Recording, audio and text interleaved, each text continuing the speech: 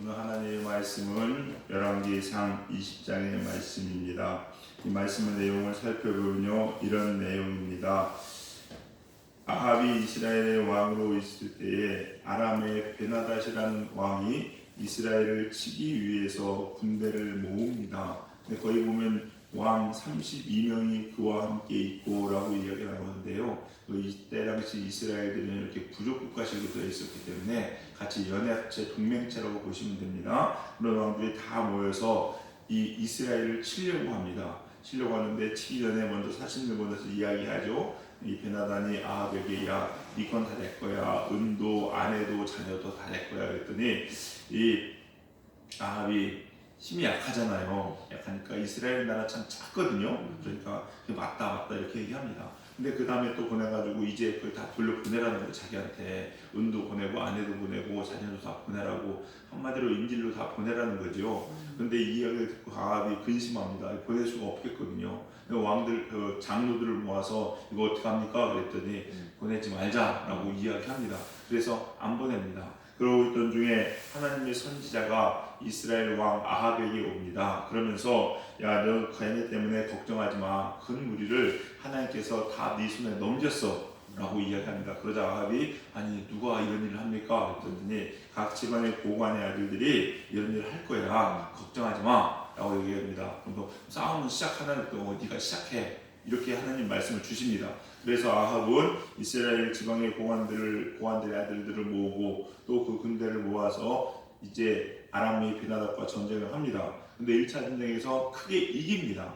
이기죠. 너무 승리에 기쁨을 만끽하게 돼요. 그러더니 선지자가 또 와서 이야기합니다. 야, 해가 바뀌면 베나닷이 또 쳐들어올 거야. 하나님의 말씀을 다 가르쳐 주시는 거죠. 그러면서 힘을 길러라 이렇게 말씀해 줍니다. 아니나 다를까 해가 바뀌었습니다. 그러자 아람이 다시 군대를 모아서 이스라엘을 치러 옵니다. 이 치러 오는 상황이 되니까 이 아합 왕은 다시 힘을 내서 누구와 아람의 베나닷과 전쟁을 합니다. 근데 이겨서요 이깁니다. 이 아람의 베나닷이 생각을 한 거예요. 자기 부하들과 생각하기에 야, 이스라엘의 하나님은 이스라엘 지형이 산지가 많으니까 이스라엘 평지가 별로 없습니다, 여러분. 평지라고 해봤자 무기토 정도 지역에는 평지밖에 없거든요. 그러니까 야, 산내 신이다. 평지에서 싸우면 이길 거야.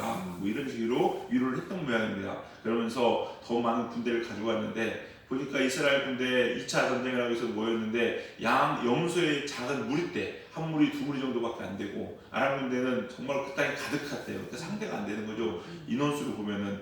그런데 싸워서 이깁니까? 칩니까? 이깁니다. 이기게 됩니다. 이게 되는데 이때 베나닷이 도망을 합니다. 도망을 해서 어느 곳에 숨어 있었어요. 숨어 있는데 베나닷의 부하들이 이야기합니다.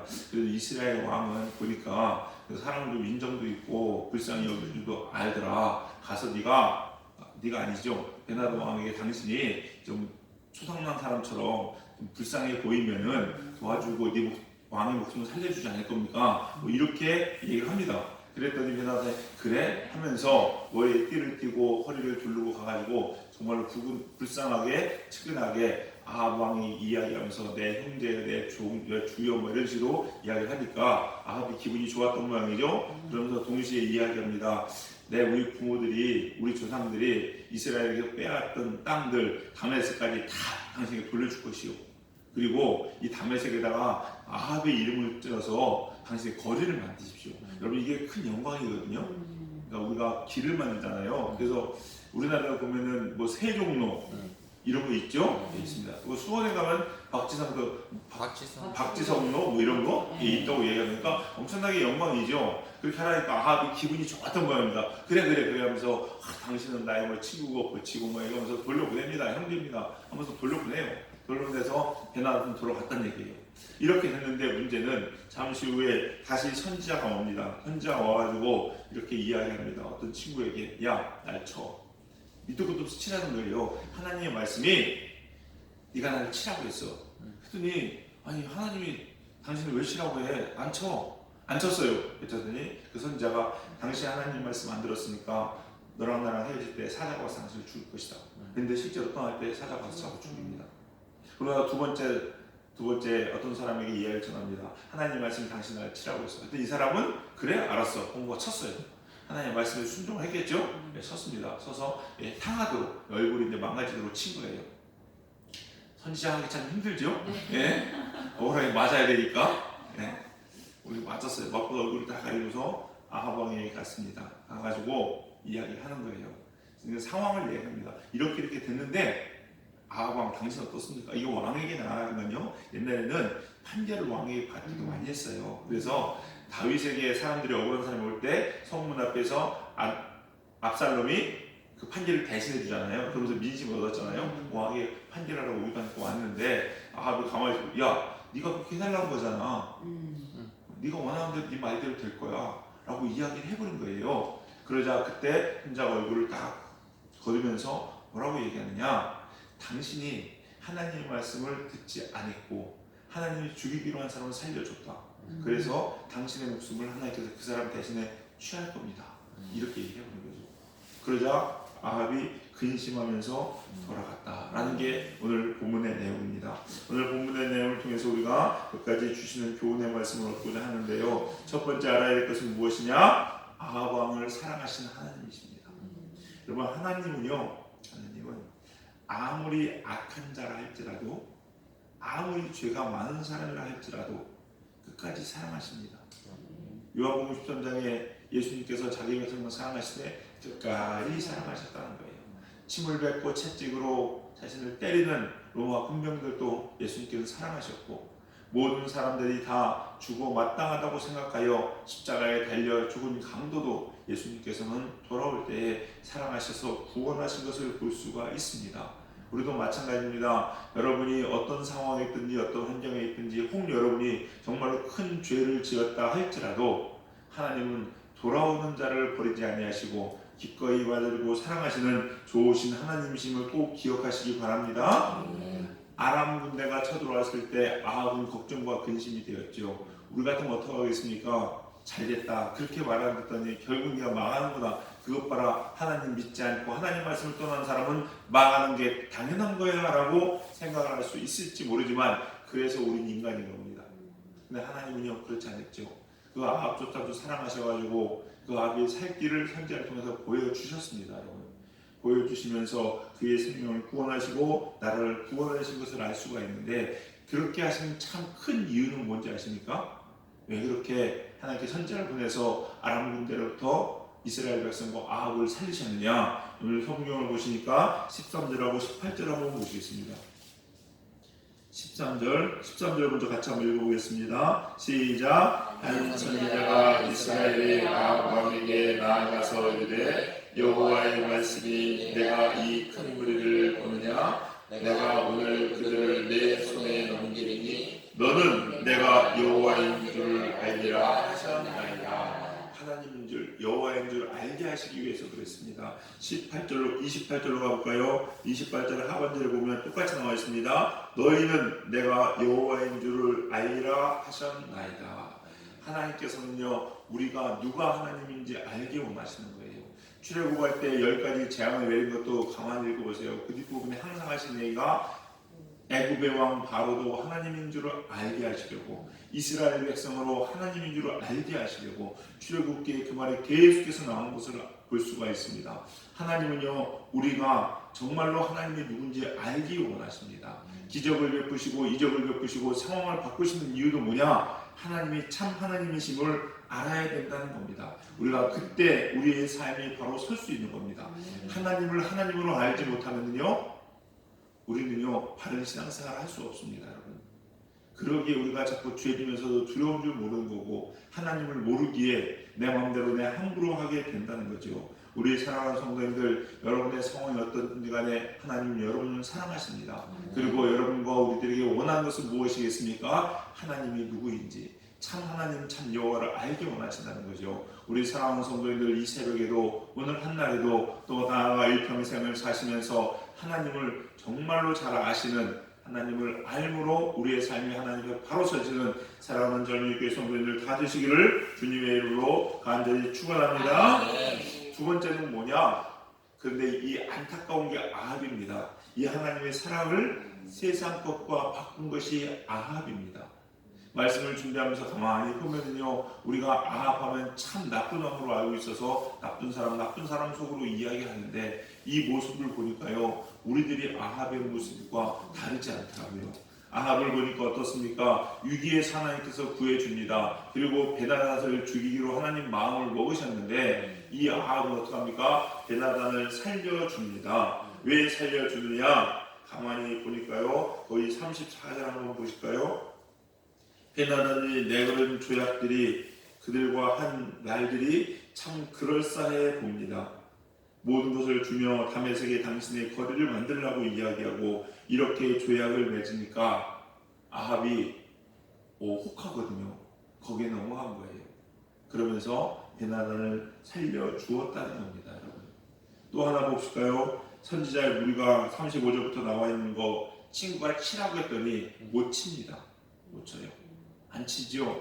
그래서 여러분 죽게 된다는 거예요. 여러분, 하나님의 말씀은요, 그 무엇과도 타협할 수 없습니다. 하나님의 말씀이 선포되면은요, 그걸로 우리는 반드시 지켜야 되는 겁니다. 여러분. 그게 우리들의 해야 될 당연하고 마땅한 도리입니다.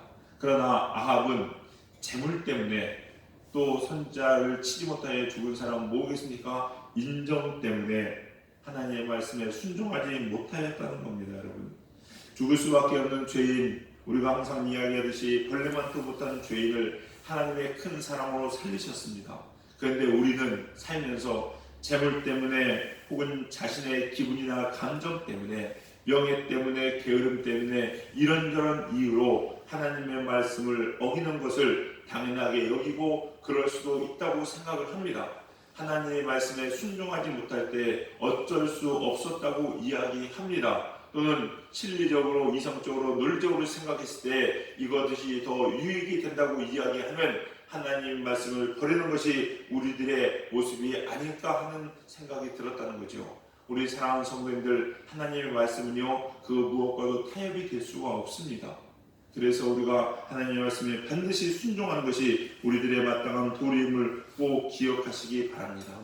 여러분, 아합이 이렇게 한 것은요, 하나님도 좋아하시겠지, 하나님의 뜻이 아닐까? 그렇지 않습니다. 여러분, 40절에 보니까 뭐라고 나오냐? 아합 입으로, 자기 입으로 이야기합니다. 우리 한번 읽어보겠습니다. 40절입니다. 종이 이리저리 이 일을 볼 동안에 그가 없어졌나이다. 이스라엘 왕이 그에게 이르되 내가 스스로 결정하였으니 그대로 당하여야 하리라. 종은 이야기하죠. 이런 이유가 있었고 저런 이유가 있었고 내가 놀면서 그런 게 아닙니다. 이런 일 하다가 저런 일 하다 보니까 어쩔 수 없이 그 명령을 지키지 못했습니다 라고 핑계를 대지만 아합 이야기합니다. 인간의 생각으로도 내가 스스로 결정한 것 아니냐. 그러니 그대로 당하여야 하리라.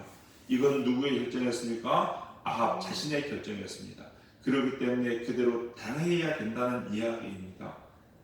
42절에 같이 한번 읽겠습니다. 시작. 그가 왕께 아뢰되 여호와의 말씀이 내가 멸하기로 작정한 사람을 내 손으로 놓았은즉 내 목숨은 그의 목숨을 배신하고 내 백성은 그의 백성을 배신하리라 하셨나이다. 아멘.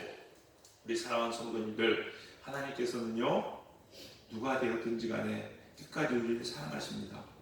우리가 해야 될 것은요, 하나님의 말씀입니다. 하나님을 사랑하기에 그 말씀이 어떠한 말씀이 됐든지 간에 인정 때문에 끌리지 마시고 자기의 유익 때문에, 자기 생각 때문에 버리지 말고 오직 하나님의 말씀에 순결하게 순종할 수 있는 사람들이 되어야 됩니다. 그게 바로 우리 믿는 자들의 도리입니다. 십자가의 사랑은 함부로 가볍게 여길 것이 아닙니다. 세상 그 무엇과도 바꿀 수 있는 것이 아닙니다. 따라서 우리는 오직 이 말씀에 우리의 생명을 걸고 순종하며 살아가는 우리 사랑하는 성도님들 다 되시기를 바랍니다. 그럴 때 하나님의 은혜는 여러분의 삶과 끝까지 함께 하실 것이고 하나님께서 여러분의 어느 곳에 있든지 눈동자같이 지키실 것을 저는 믿습니다. 우리 사랑하는 교회 사랑하는 성도님들 다 이러한 하나님의 사랑 가운데 오늘도 승리하시는 여러분 되시기를, 하나님의 말씀을 지키고 이루어가는 한 날 되시기를 주님의 이름으로 간절히 축원합니다. 기도하시겠습니다. 사랑과 은혜가 풍성하신 주님 감사합니다. 우리들의 모습을 보면 하나님의 말씀을 지키지도 못하였고 많은 죄 가운데 있는 우리들임을 이 시간 고백합니다.